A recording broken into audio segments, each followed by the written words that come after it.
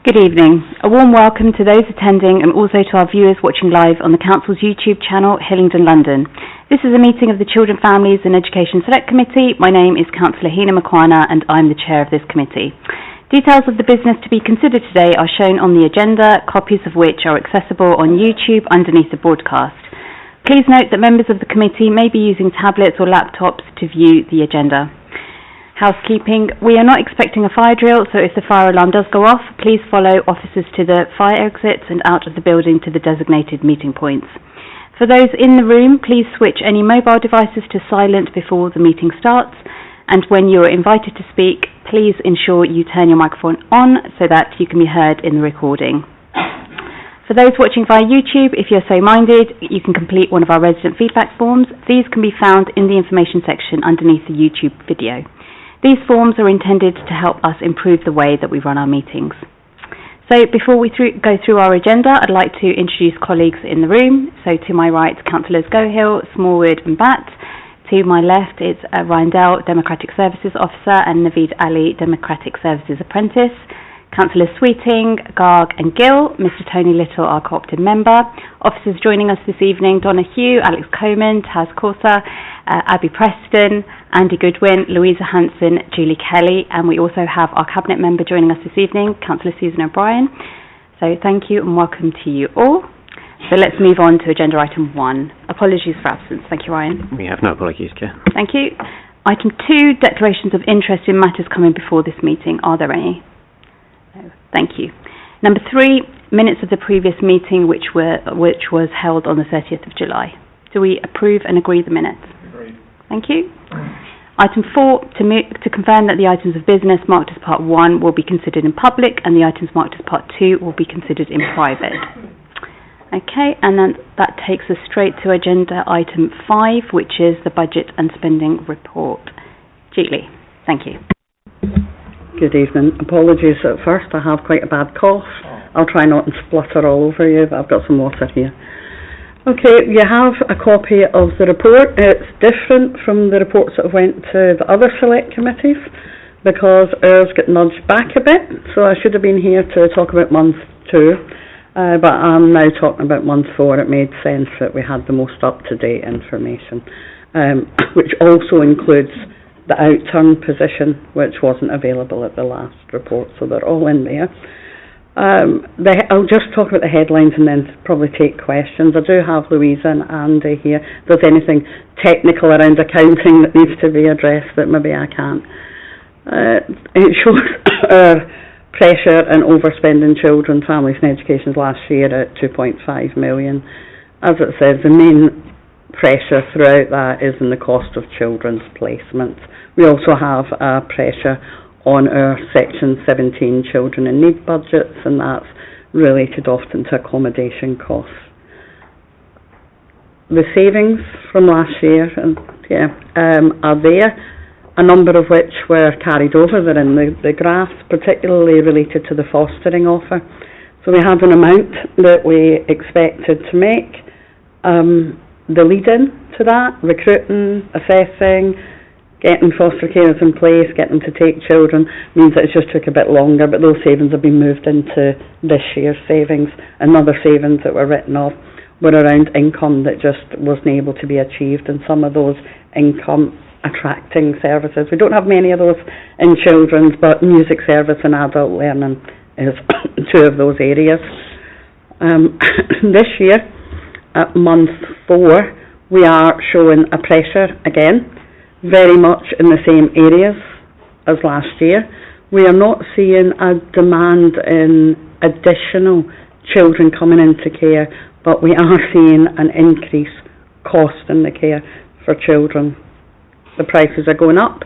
Our residential project that is part of our care offer savings plan, we only have 2 beds open. We are hoping to have our next 12 beds registered over the next month or so. That should bring us back in line with the savings plan and then really start to make a difference. But until they're open and registered, we're not seeing that impact. That makes sense with that. The savings are on track. There is more in amber, and I've had a discussion with the team around the table. and we'll see a difference in things moving into green in month 5. I think rightly officers have been cautious, but we see we've got a lot banked, what we're absolutely 100% certain about, and some of those savings that are in amber are actually clearly on track, so we've done a bit more of that stress testing of them. The biggest risk in the savings is the 173 that's attached to Charville and the care offer. If we don't get the registration and we don't get the children in, we're not going to make the savings. But again, it's not a huge risk, because even if it's the end of the year, we still have 3 months, and we were quite cautious about it. So that's just a brief sort of overview. There's a lot of detail in there, lots of lines. I know that you had the whole session last month when I wasn't here on in July on DSG and education funding, but if it'd be helpful if we just go to questions and points in the report. Sure, thank you, Julie. Before we just open out to questions, I'd like to remind members that the questions need to be within the remit of this committee. I will not accept questions that are about the budget as a whole. And second thing, I'd just like to remind everybody that we had full council not long ago where we talked about some of the topics that will obviously come up today. We did get some responses from the Cabinet member on those particular questions, so just refer back to that as well. But who'd like to start up? Councillor Gohill. Thank you, Chair. Thank you, Julie. My question is just around the early years and music service review that were part of the savings plan. I just wanted to ask briefly how you're ensuring that the quality of that service remains high, because I understand it's part of the review. Okay, and now I feel not quite as prepared as I would like to, because early years transferred to me in the last few weeks and we are working our way through that, and it's sat with Abby at the moment. I do know a lot of the work has already been done in the Adult Social Care Directorate. What we're really focusing on with our early years is about that, the wraparound and sufficiency, and we are making good progress, but I really would have to come back with more detail on that point. And the music service review, we did undertake the review, and it actually showed that we are working within budget, and the pressure is showing that we have overestimated income rather than overspending. So we're doing work to right-size that at the moment. We do also have a new head of music, and we are looking at modernising the offer so that it appeals to more of our young people, not just our traditional options, but keeping them too. Right. Okay, thank you. Okay, Councillor Sweeting. Well, first of all, can I say that I found the tables very, very informative. You know, it says it as it is, really, in tablet form. So I'm referring to 2 tables here. Table 1, page 13, indicates that the overspend of just under £2.5 million for the 24-25 financial year was actually much higher at £6,625,000, only reduced because we were using capital of some 4 million plus. How is this sustainable, seeing that we're using the same pattern of capital transformation? And we've been using that for several years, actually. This has come up even before the current situation. So how is actually this sustainable? I'll come then. You can do the technical bit about capital spend, but I'll take the sustainability point. In children's, we have for the past couple of years used transformation capital because their care offer is a huge capital programme. It is a huge transformation programme.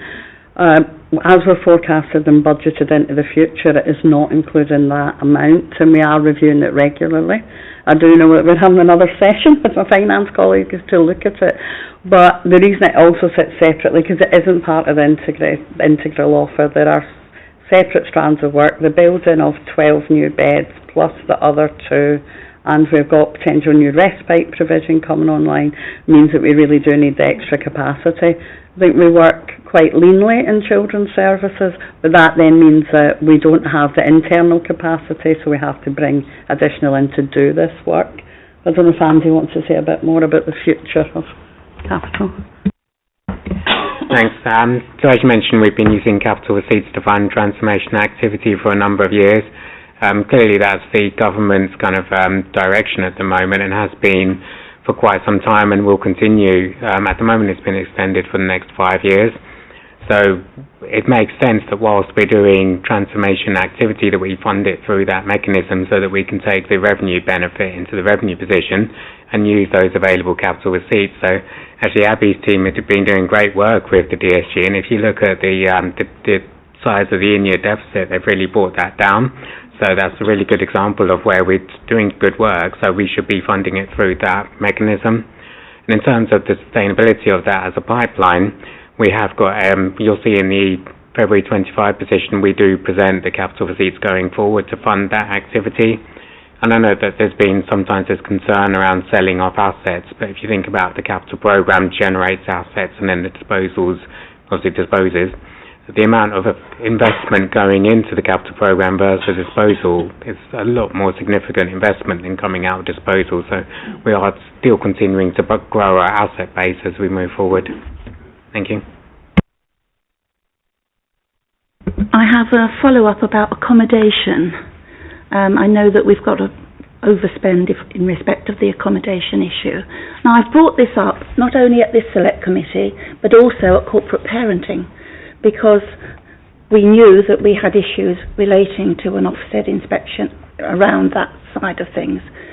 But I was given assurances by officers that all was in hand, that we've got extra accommodation coming in on stream. So, okay, that's not happened. So how can we be confident that that in fact is happening now? Because it's a drag on our overspend, is it not? Sorry, can I just have a bit of clarity in terms of what we mean by accommodation, and in relation to what Ofsted point?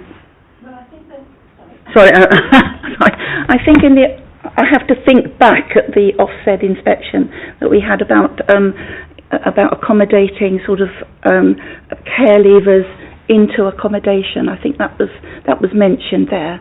But I'm looking at the overspend month 4 at some 3.9 million, 200k from month 2, due mainly, it would seem, to the impact of temporary accommodation pressures.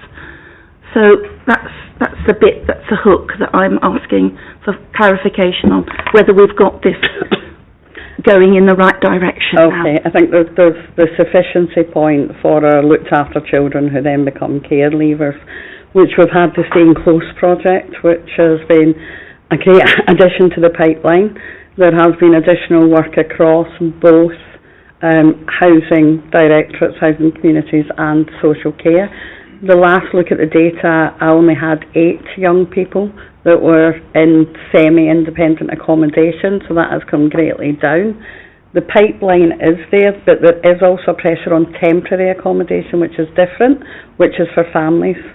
And when we have families where there is destitution, but they don't meet the requirements of housing, then it becomes a children's social care responsibility. So the two things are different, but we are working on both, if that makes sense. But the sufficiency point is much better than we were this time last year, and you'll see that in the savings plan. You see how much we've banked on saving from those additional costs. Okay, Councillor Batt. Thank you, Chair. And again, thank you for such a detailed report. The Dedicated Schools grant shows a £65.6 million cumulative deficit. What is the realistic long-term recovery plan for your department, and how is the council lobbying this government given the structural underfunding of high needs provisions?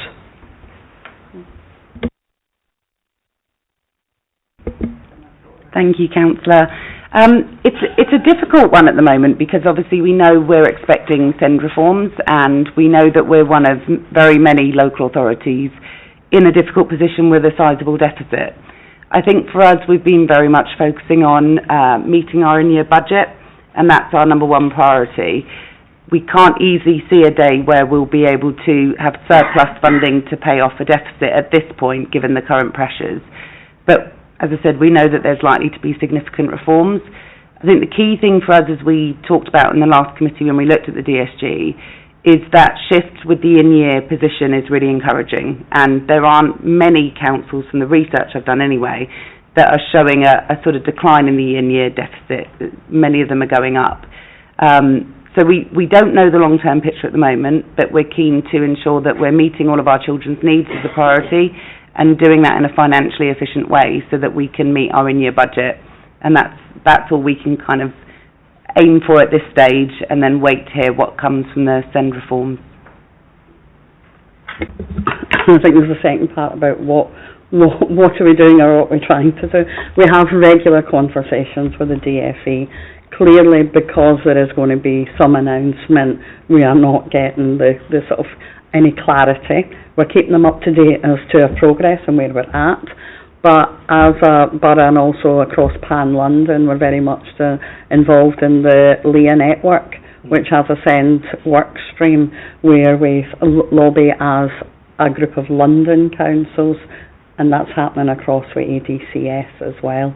We have to wait and see. We know that central government doesn't have a magic money tree either, but we're waiting to see what the proposals are. How does that affect our DSG recovery plan, and what will our options be? But hopefully very, very soon we'll have that to think about and work up.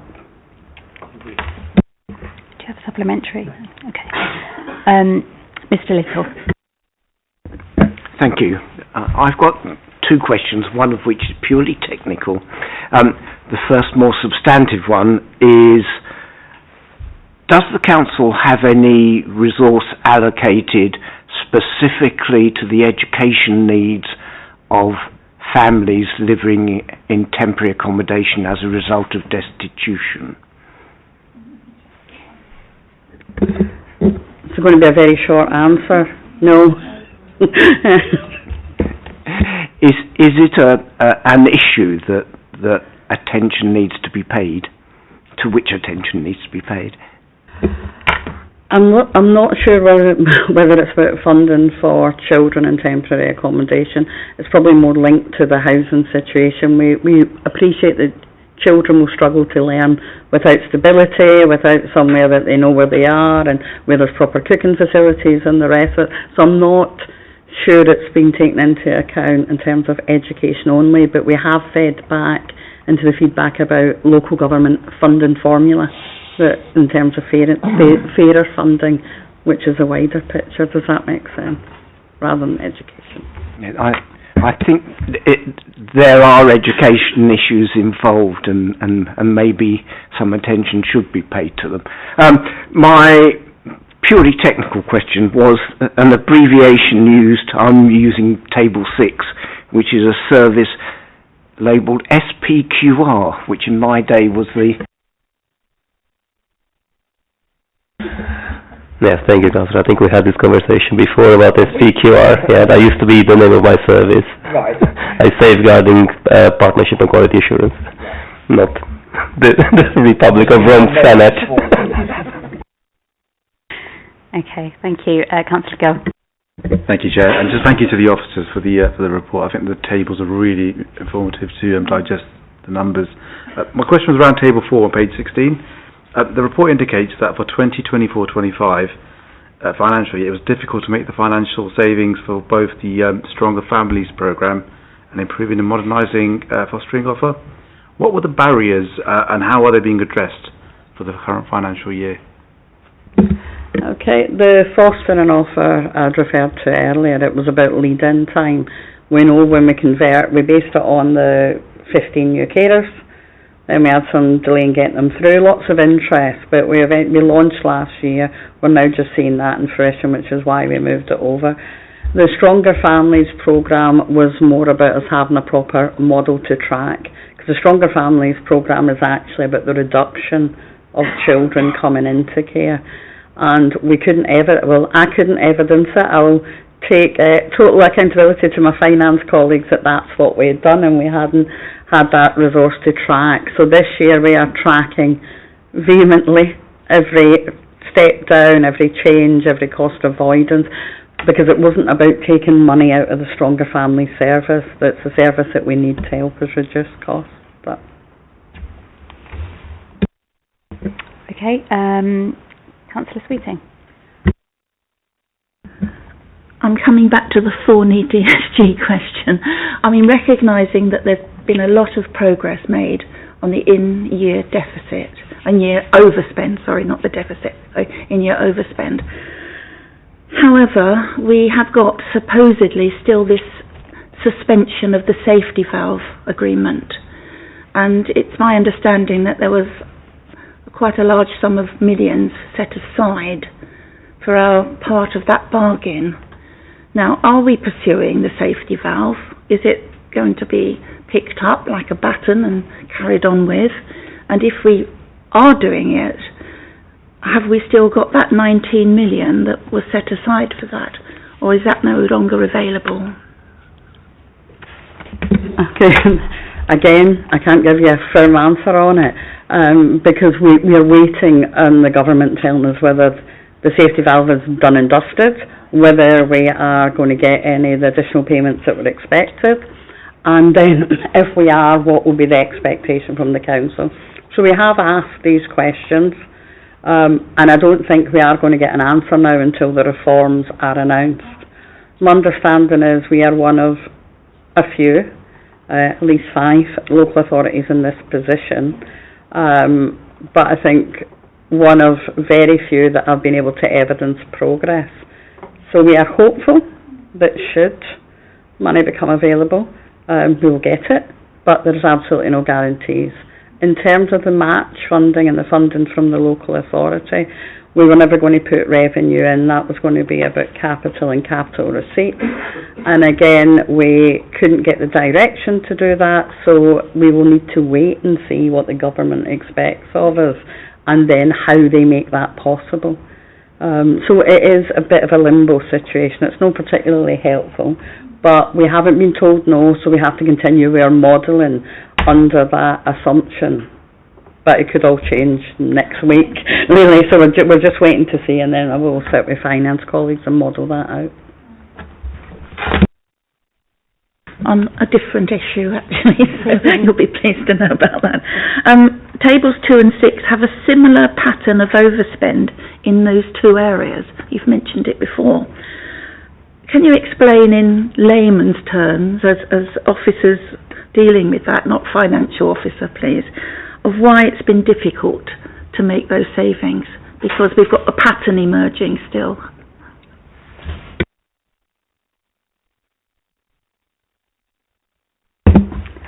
Which table? Table 2 and 6. Okay. Children's social care. Yeah. See, I use paper. It's much easier. Children, families, education, and then there was defence. Those seem to be similar. Yeah, they seem to be similar areas, but so I was just wondering, there's a pattern there, or maybe not. There is a pattern in the cost of care, and each time we forecast and move our budgets and change how we work, then the market increases the prices again, and not in line with inflation and not in line with the rest of the world, which is why we've really invested in building our own. Unfortunately, building our own takes time, and the idea is that the care offer should start to break that pattern and help us move that forward. But it's something that we have been battling through. What we're seeing is real success from it, from Taz and her team on ensuring that only the right children come into care, but the cost of caring for those children. When I first came into role, it was an average of £3,000. Now it's an average of £7,000, and high cost can be incredibly high cost. I have a colleague last week with a £42,000 a week placement. I'm grateful it's not me this week, but the only way of breaking that really is to disrupt the market and provide our own. Yeah, can I just add to that in terms of how we approach this, in terms of the overall market pressure? Anyone in the land will tell us the same story, because the pressure, the cost of placement is it's a national problem, it's a regional problem. So the care offer approach that we're taking doesn't just look at just a residential provision or just a living care provision. It looks at the entire continuum of care that's needed. That's why we start with a fostering offer. We register the right carers. It takes the time to do an assessment. The proper assessment of foster care takes up to 6-7 months to make sure that the right people are approved. So for the foster carers, we have the residential, then we have staying close for young people who are 18 plus. So the whole approach that we're taking, you will see through all the savings, through all the planning, is looking at disrupting the market in that way and not just focusing on one area, but focus on the whole continuum. And also importantly, we're hoping not to have the children traveling in one direction.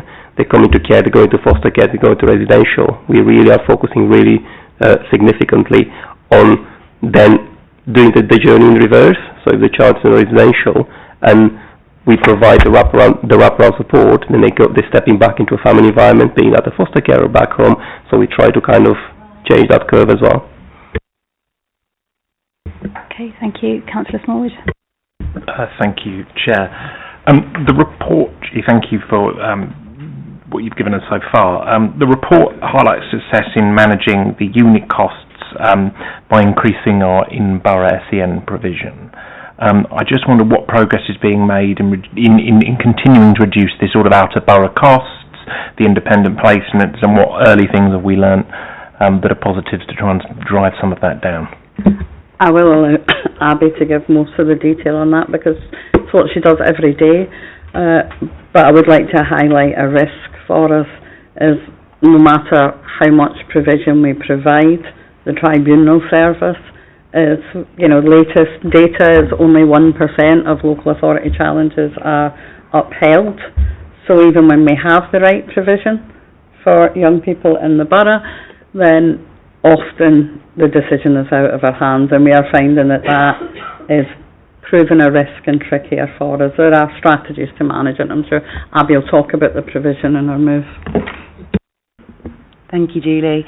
So, as we talked about before, we've done a lot of work to expand provision in borough, and our stats through phase transfer, I can't remember them off the top of my head, but they were overwhelmingly positive for keeping children in borough. And that's a key part of our strategy, as I've said before, around children being educated in their local community. And that has an impact then on children not having to go through extensive travelling to get to their schools, but also being with their community whilst they're educated. So we've done a lot of work with developing the designated units and the SRPs, so I think we've come a long way with that, and I think that's something that central government are looking to expand nationally from what we've read around the SEN reform, so hopefully we're ahead of the game with that. We're now focusing on secondary SRPs and designated units.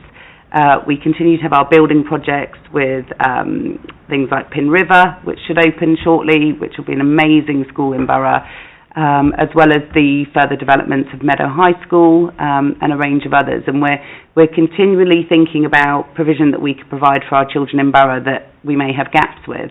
So one area that we're looking at now for future planning is around SCMH, because we know that that's a need that's coming through more and more. But at the same time, we're doing work around EBS&A to try and stop children from struggling to attend school before it gets to that point where it becomes more challenging. So I think that's been really helpful, particularly looking at tying it in with things like school organisation plan, where we've now got much clearer projections of children coming through, and once all of our children are transitioned onto the new banding framework, the benefit in that is that we'll have a really clear picture of the types of needs coming through borough and what provision we may be short in as we move forward, because it's going to be a dynamic position that we need to continually kind of review. But I'll have to look for those stats for you from the phase transfer, because they were really remarkable as far as the percentage of children that we kept in borough, and it really stood out compared to prior years. And I really think that's the right thing to do for our children, so we're really proud of those outcomes. But we'll continue to kind of review it and expand provision as and when we need to. Do you have a supplement? I do, Chair, if that's okay. Thank you. What work are we doing with schools to prevent, with early intervention, to prevent potentially people moving on to costly placements when we could have done work with them to keep them in that school, keep them in that safe environment, keep them in the environment that they like, which is far more important, frankly, than the money, but actually also make sure that those high-cost placements aren't being sent somewhere else when we could have done an early intervention working with the school or educational setting. Thank you, Councillor Smallwood. So this is a real sort of area that we're focusing on as part of our improvement works, working with our partners with schools. We have a broad spectrum of practice, I think it's fair to say, at the moment. And we know that typically, looking at the data, our primaries are much more inclusive than our secondaries, and we've kind of recognised that before.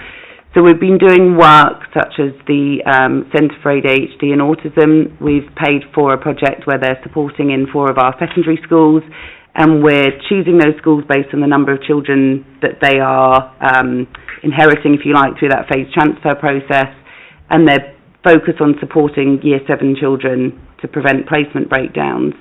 And last year we had really positive results. We didn't have any placement breakdowns where that was the case, and I do have a long-term vision where I'd like that to be in place for all of our secondary schools. It was something that came up in our SEND operational group today. We have a governance group that looks at our sort of progress, and we have schools and parent carer forum and health all involved in that. And we were talking about inclusion levels there.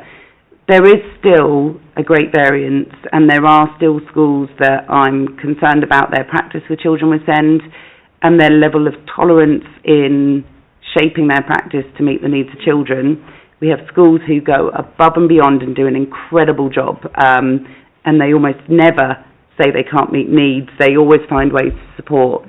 So there's a lot of work to do to try and have more of a consistent approach across the borough. We've come a long way, and we monitor each term the levels of children with SEND support and EHCPs in every school, and we share that with all of our schools as well, so we're really transparent in that data. But there's a long way to go still, and we're creating a kind of inclusion framework. We're expecting this is going to be a key element of the SEND reforms, which I think has been quite well known, that there'll be more children in mainstream schools. So we need to continue to shape our practice around what schools need, but we also need to be able to challenge those schools that have lower tolerance. The good news is that we've seen for primary and secondary schools, every term for the last 3 years, the numbers of children with EHCPs has increased term on term, both for primary and secondary. The difference is that probably primaries have about a third more children with EHCPs that they're supporting compared to our secondaries. So there's still more work to do. There's work to do around supporting parents as well, particularly around the secondary transition phase, because a lot of the concern understandably comes from parents who are worried about their young people managing in such a big environment. So there is more work to do, but we've come a long way, and I think we've seen really strong progress. I think now we need to turn our attention to really putting a spotlight on those schools that are doing it really well and finding creative ways to support children. And that kind of feeds into a point we've talked about before around magnet schools as well, because it's not reasonable that children should have to go to that school down the road that's really good with SEN, when actually all of our schools should be able to adapt their practice to meet those needs. Can I just add a bit to that, because it's very fresh and new. As we said, the early years have transferred over, and on last Friday the family hubs have transferred over. It makes sense, we're just realigning all things children in children's and looking at the best start in life, and we have some prompt funding to do some transformation work there, and the work that we've done around speech, language and communication needs and the tools in our primary schools. Abby is robustly advising TAS that we then roll that out to our early years, and that's really about early identification to enable us to support even earlier. And as we progress, we keep it under review, and we're listening to schools as well. What do they need from us? And they're very much involved in the process now. Sounds great. Sounds like lots of work going on behind the scenes. Yeah, well done. Thank you. Councillor Garg. Yeah, so just following on from all that information, I was looking at the tables and the information within the report, and I couldn't see anything around the costs for the send transport, because that's something that I think we've consistently been overspent on. So just wondered if there were some more details maybe around that. Send transport doesn't sit in this budget. It may well do very, very soon. Is it here? Yeah. Andy might want to talk to it. So it is in the report. So if you look at table 6, where it talks about 25-26 month for monitoring, the second block down, which says Head of Direct Care Provision, the CFE stands for Children, Families and Education. That is your send transport budget. So it's currently forecast to be 100,000 underspent, so it's pretty much on budget this year. Thanks. Okay. Any other questions? No? Great. Okay, thank you. So we will move to the recommendations, which is to note the outturn position 2024-25 and note the 25-26 month for budget monitoring position. Agreed? Noted? Yeah. Thank you. Thank you, all of you, for joining us. Abby, you're leaving. Okay. Julie, are you still here with us? Brilliant. Great. Okay. Thank you. Thank you so much. So we move now to item 6, which is our review into fostering. Alex, am I passing to you? Donna? Or... Thank you.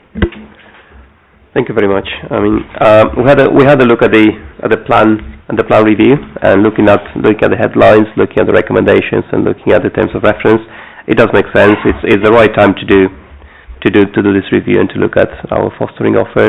I think it links very closely what I said before about that care offer, the continuum of care, and Julie mentioned before about the lead time that we need to start recruiting new foster carers through our new offer.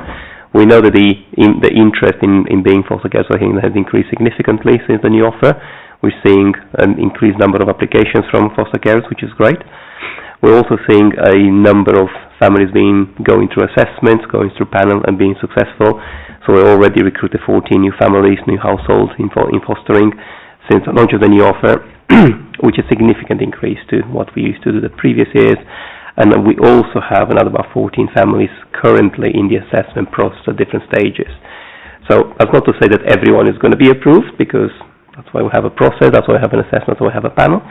But we're hoping that the right families are going through, so we're going to have an increase. At the same time, like with everything else, we will have some foster carers who are resigning, who are retiring, who stop being foster care, which is absolutely fine, because that's normal. But we have more people coming on stream than we have going off. And we recently had a ceremony to celebrate foster carers, which was quite telling that one of the foster care families that we celebrate that evening have been fostering with us for 40 years, and they've been awarded at the same time with another family who only just started being foster care. They had their first child placed with them. So I think we're seeing that sort of continuum of experience and commitment, and seeing the impact of the foster carer, I think will be really helpful. The other thing is, if we're looking at the entire care offer and looking at what the pressures are across the system, I think investing in our foster carers and making sure that they are at the forefront of all we do will help us towards that change in the market. And I'm really hoping that the review will be giving some recommendations for the Cabinet about what can be done to increase the recruitment, to increase the attractiveness of being a foster carer, and to recognise the role of the foster carer in meeting the needs of our children. Okay, great. Julie, you want to add? Yeah. Thanks, Alex. Can I just say, from my perspective, and that's great, and it is positive, and we've got positive stories, but we still have fostering breakdowns. We still have fostering situations that don't quite work. We still don't have enough foster carers as we would like. So not just an opportunity to stress test and have the committee look at the good things. We really welcome the focus of what can we do better, and I welcome the terms of reference, because we're also focusing on children and their experiences, not just our foster carers' experiences. So I do hope we have good foster caring experiences, and we want that to be good, and they want to be part of Team Hillingdon, but placement stability and how our children fare in those arrangements, I think, is of equal importance, and I'm glad to see that in the terms of reference, not just the process part of it. Yeah. it's really important to have that overall scrutiny, like you said, the good, and also the areas for development and what we need to focus on. Also, just to hear from our young people is very important. So very much want to have a private session with our young people where they can share exactly what's going on without feeling inhibited in any way. It's really important to hear their voices. At the end of the day, they shape our services, don't they? So I think also it would be worthwhile, I know it's not in a witness session, but maybe we can get a briefing or an update on training and safeguarding, PACE training in particular. I know that foster carers undertake. It would be really good to understand how do we ensure our foster carers are actually keeping our young people safe. That's very, very important for us to understand. Also, I think it would be important to hear from our carers who are part of the Mockingbird Constellation as well. It would be interesting to see what are their views, how is it working, maybe what it needs to be improved. I think maybe that, I'm not sure if we'll have enough witness session time within the short space of time, but let's see what we can achieve. I think that would be great. Any other comments or questions around the room? Yeah, Councillor Sweeting.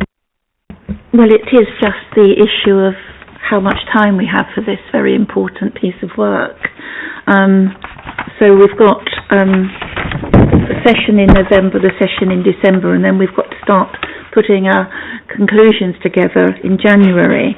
I mean, we seem to be having quite a long time putting our conclusions together. Maybe we could slip in another witness session there. And I'd just like to sort of wonder how far we're going already. Page 27 mentions some early ideas to consider. I presume we're already considering those, or not, because this would form sort of the interesting part of what we're doing now. And if we're already doing it, are we sort of marking our own homework if it's already being done? So it's the issue of whether we can slip in another witness session, and how much are we already doing that we don't need to go over again.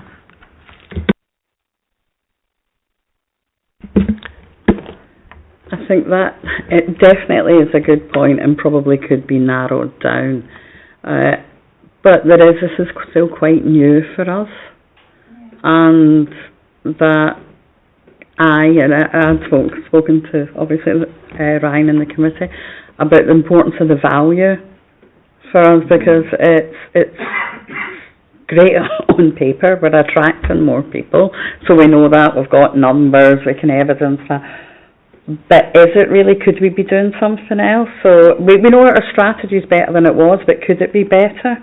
You know, it's that sort of value, so maybe narrowing down, could it be better? And there is the quality of care. If I was saying, if we narrow things, what's the quality of care and experience for our children, and what else could we potentially do as a council to attract more?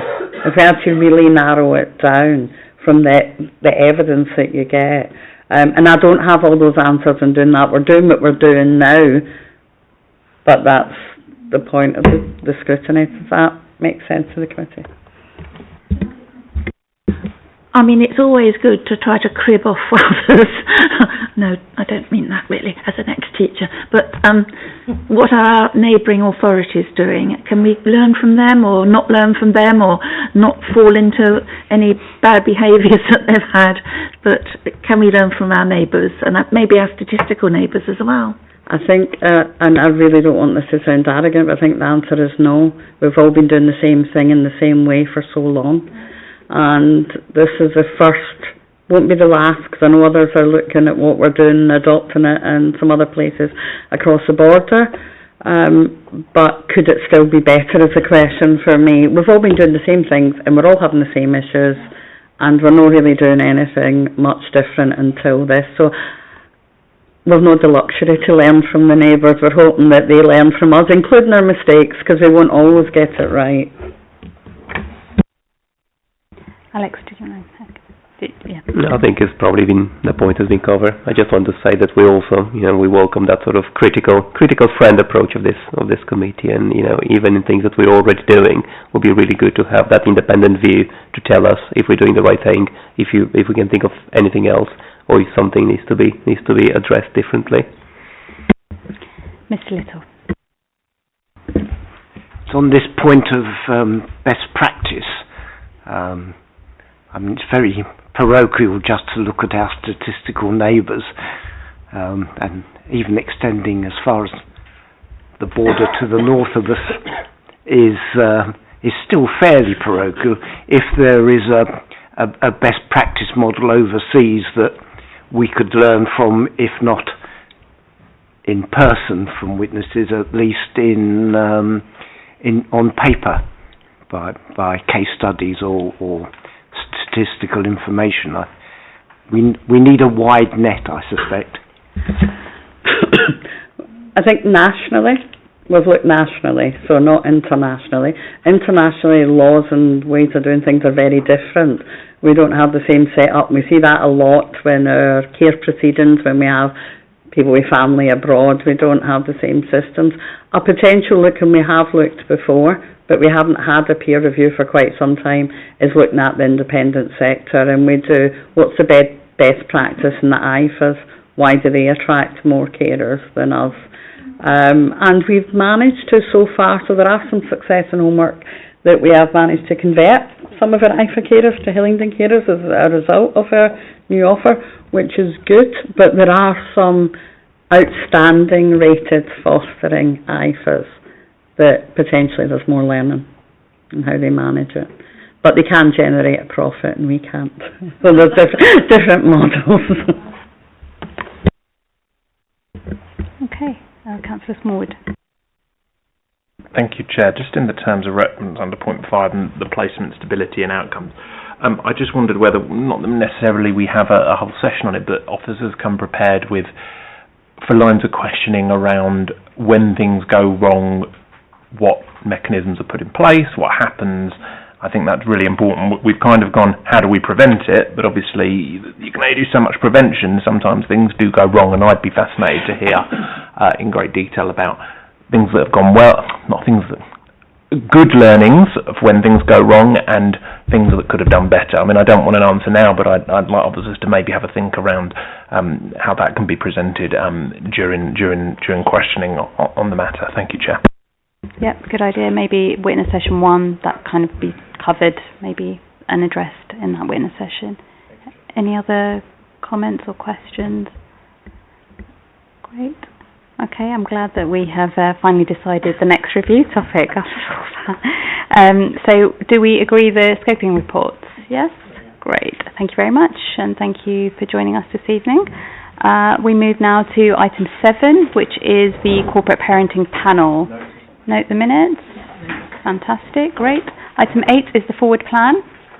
Agreed. Any comments or questions or anything? Councillor Sweeting. November 2025, it says pathways for young people. Do we have any indication as what this might involve, this report? As one major overspend was the accommodation issue, so I don't know what that would include. And then there was another one regarding determination of relevant area for admissions arrangements. We have, of course, had several issues with admissions being different. Is that going to be done via planning areas? Is that report going to be, will that indicate what the relevant area is, or will it be done in a different way? Okay, so I think, Ryan, are you okay to take this and this come back to committee? If you just circulate a bit of an update for us, that would be great. Thank you.